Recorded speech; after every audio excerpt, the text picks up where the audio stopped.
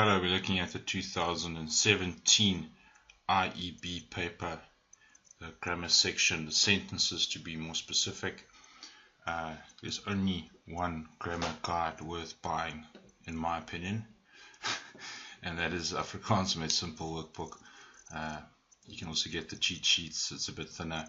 Learn Afrikaans grammar in just one day. Okay, also check out the grammar videos on the rest of the channel. There's also some poetry stuff, so have a look there. Please support us. Go to CNA to get your copy. Also, you can go to Bargain Books if you are in KZN. But I think CNA will be your best bet. Cool. Having a look at 2017 grammar section, we have a picture here. Always give you a picture just to give you context to remember. Not super important. However, it says here, there's a father here. He says, "Moet jy nie bietjie leer nie? Shouldn't you be studying a bit?" Just use a lighter color here. Shouldn't you be studying a bit? And this guy he's off to the beach or something. Is matric.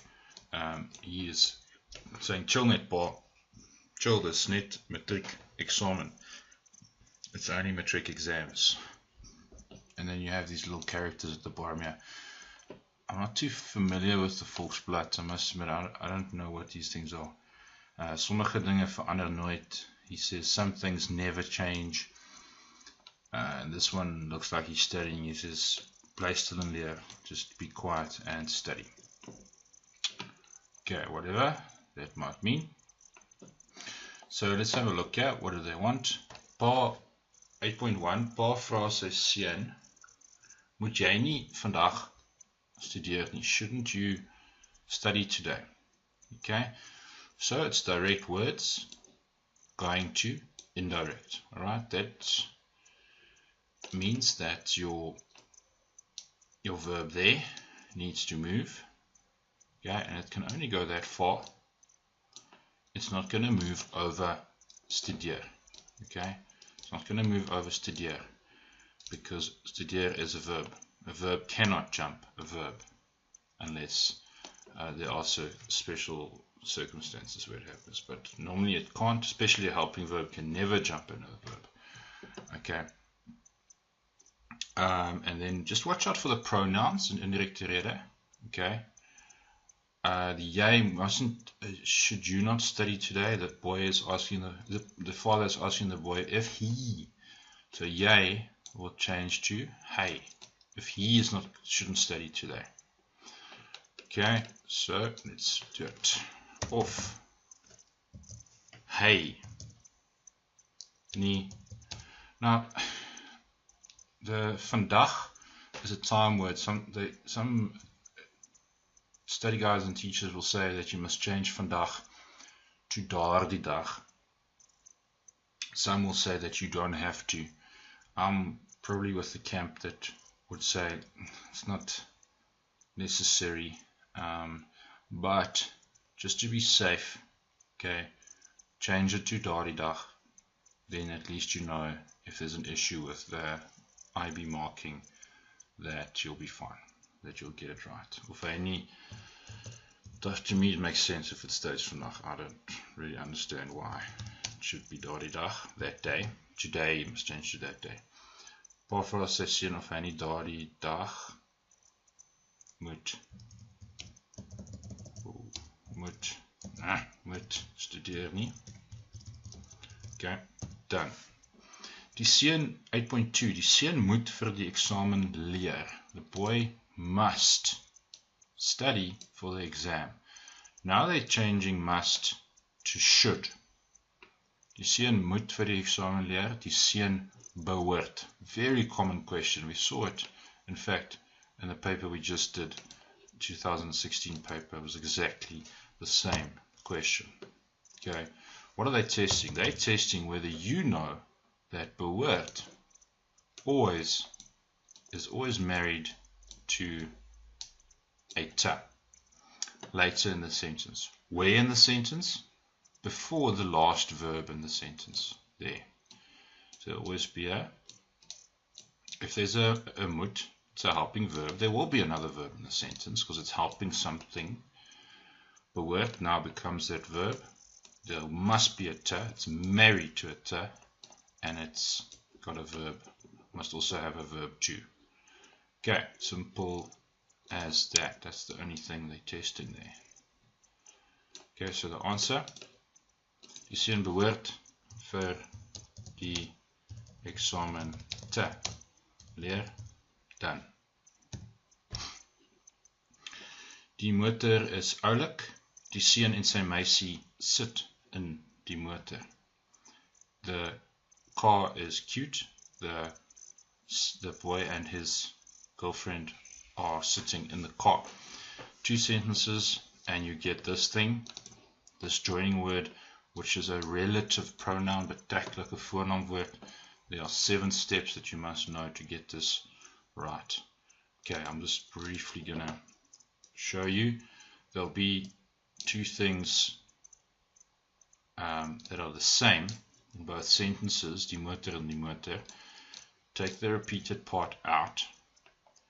Take the first verb in that sentence, move it to the end.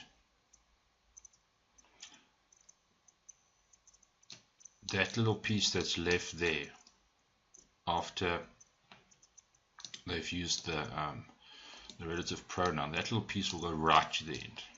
Okay, now what do you have left? Okay, you have this left. Die motor wherein the car wherein the boy and his girlfriend are sitting is cute. So that's sort of like a terrible translation, but you get the idea. Okay, die motor waarin die seun en sy meisie sit, comma, don't forget that last part is oulik. Done, next one. Gaan die seun nog vandag verder studeer? Is the boy still going to study further? This thing, yes, they asked this often. Nog changing to nie meer, and the other one is al changing to nog nie. Those 2 are so common. Yes, you see it in every paper. Okay, so they want you to, if you miss that nog, you're going to get this thing wrong. Please don't miss it. Die seun gaan nie meer vandag verder studeer nie. Okay, don't forget the last nie. Alright, 8.5. Die seun neem sy meisie strand toe om te gaan swem. So what do we have here?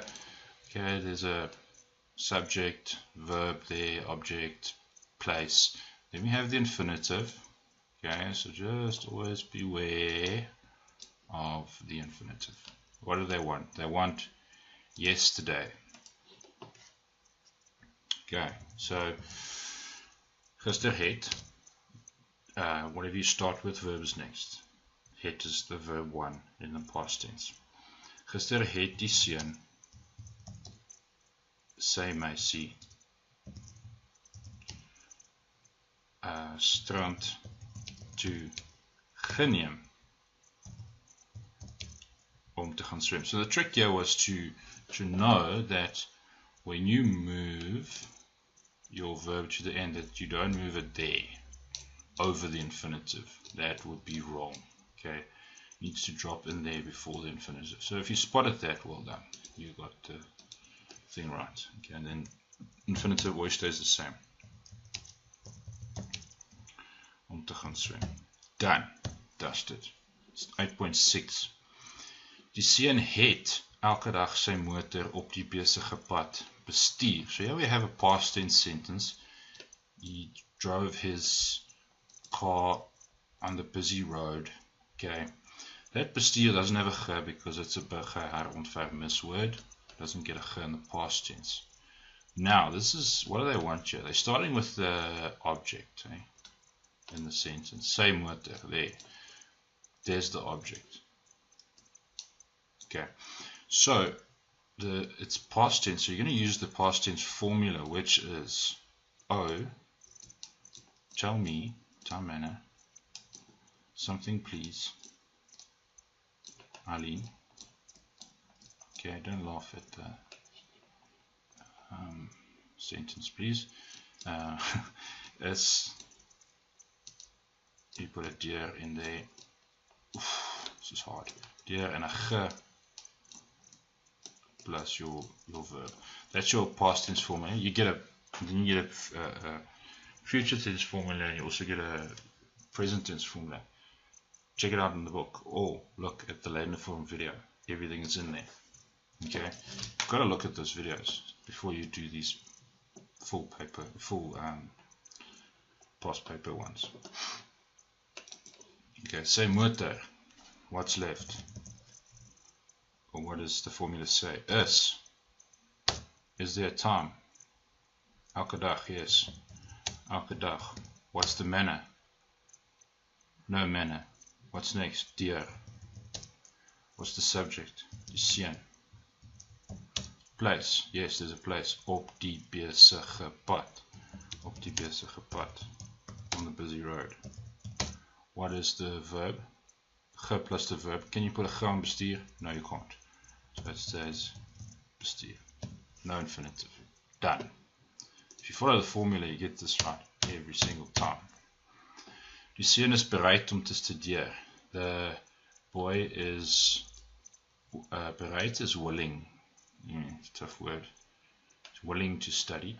Watch out, there is an infinitive. Just bracket that thing. That's always going to be the last thing in your sentence. Nothing comes after infinitive except a ni. You can come after that, or you can have a conjunction, which is essentially a second sentence. Nothing else can come after a ni. Okay. Volgende week, they want future tense, obviously. Next week, sal. Is changes to sal and then wees at the end of the sentence, but it's not the end. It's only the end if there's no infinitive. Okay.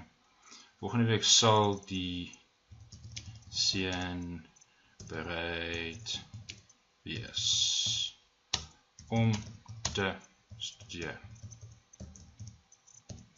Easy stuff. Done. 8.8. I hate this thing. Nog. Gosh.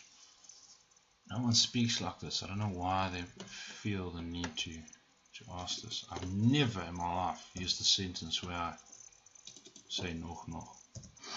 Neither nor. I'm more likely to say it in English actually, but it's anyway.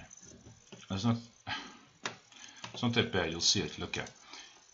With this thing, you can do it in your mind in English. That's a tip I can give you. Okay, and it works. Okay, so they'll give you two negative sentences, like let's say, die seun wil nie by die huis bly nie. The boy doesn't want to stay at home, and die meisie wil nie by die huis bly nie. These things are the same. What's different? It's the subject every time. So the boy doesn't want to stay at home, the girl doesn't want to stay at home. So in English you will say neither the boy nor the girl wants to stay at home. Okay? Look how nicely it works here. Check here. Nog die seun, neither the boy, nog die seun, nor nog die meisie. What do they want to do? What don't they want to do? Wil by die huis bly. Wil by die huis bly. Now the confusion comes in with these ni's. What do you do with all these ni's? You ignore them. Oops, wrong word. You ignore them. You ignore these ni's. Nog die seun, nog die meisie wil by die huis bly. There's no nie. Okay. No niece.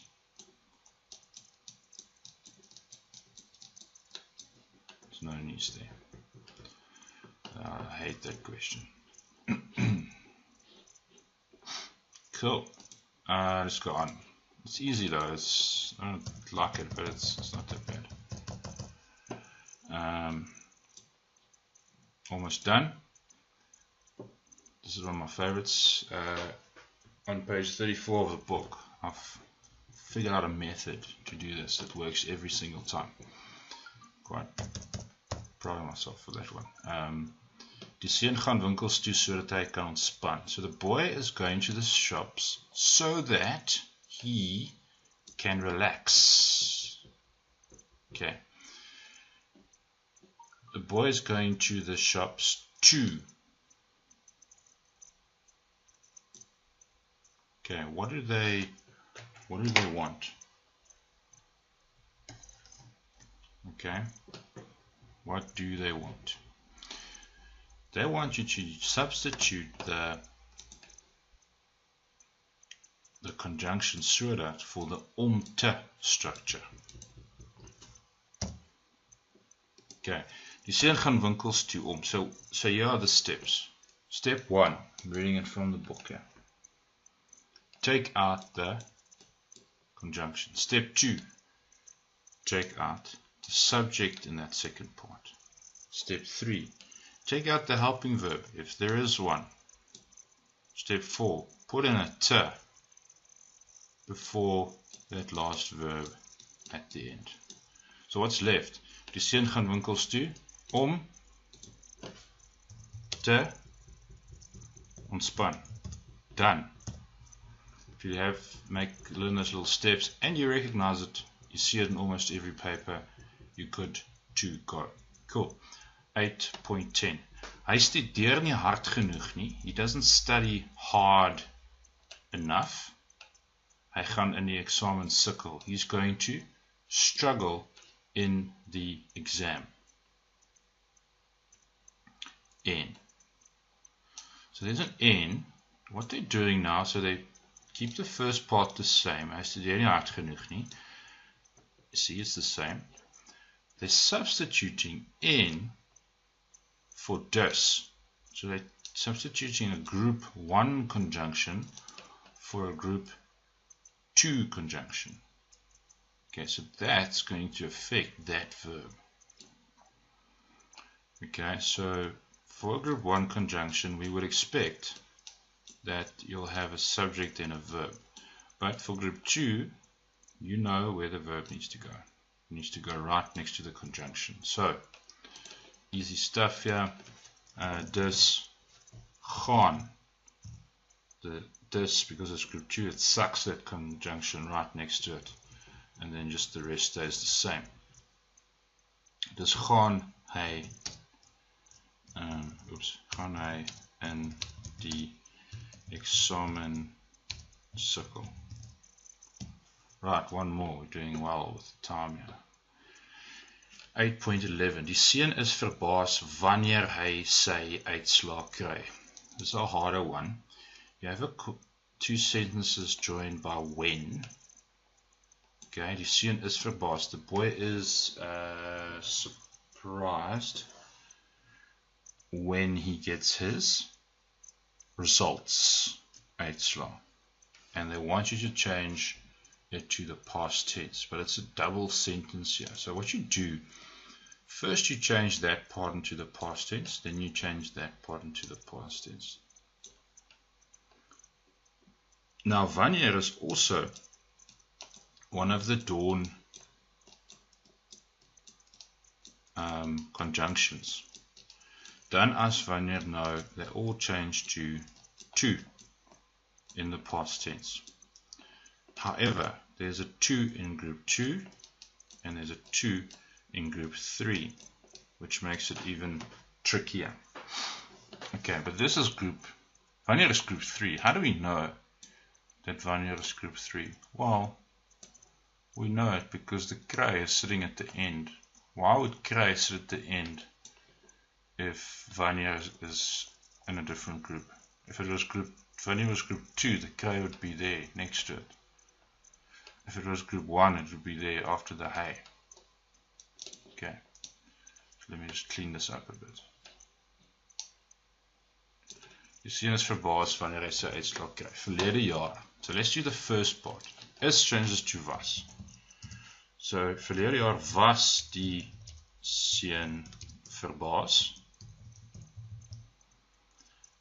Wanneer changes to 2. Toe hy sy uitslag kry. Now you could leave it like that. You could leave the second part in the present tense. Or you could change it to the past tense. It's up to you. Might be a bit risky to attempt it even, but it's up to you. Okay. So verlede jaar was die seun verbaas toe hy sy uitslag gekry het. Why is what is going on here? Het. Why is the het at the end of the sentence? The het is there because 2 is group 3. Remember we said it's group 3. 2 and Vanya are both group 3. Therefore it kicks the het right to the end of the sentence. That's why the het is there. Probably the hardest one in this exam is 8.11. There's a whole nice section on this in the book that you need to work through. Once you've done like 10 or 20 of them, you're not going to get this wrong. Okay, so nothing here is surprising to me at all. Nothing is something that I haven't seen or that's not in the book or that you can't learn and get used to. Okay, you can milk this section properly. Okay, hope that helps. We will move on to IEB 2018 doll section next on my list of to do. Hope that helps. Please support us. Get your book from CNA. Bye.